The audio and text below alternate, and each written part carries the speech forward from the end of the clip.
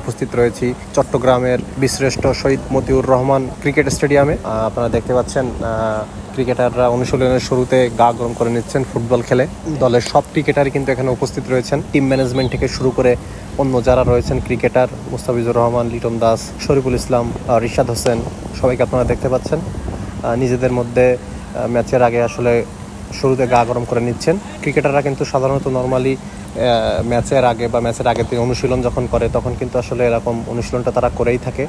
আরেকটা বিষয় আপনাদের জানিয়ে রাখি যে আগামীকালকে সন্ধ্যা 6টায় বাংলাদেশ এবং ওয়েস্ট ইন্ডিজের মধ্যকার প্রথম টি-20 ম্যাচ অনুষ্ঠিত হবে।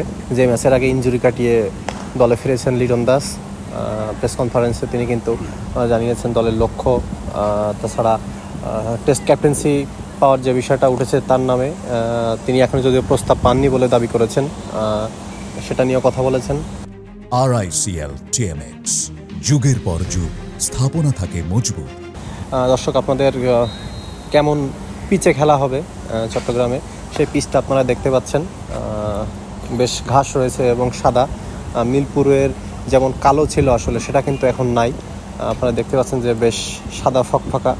আমরা কথা বলে যতটুকু জানতে পেরেছি যে বেশ স্পোর্টিং একটা উইকেট হবে, সেক্ষেত্রে 170 থেকে 200 এর ভিতরে রান থাকার সম্ভাবনা রয়েছে। এরকম আসলে উইকেটটা তৈরি করেছেন পিচ ক্রিকেটাররা।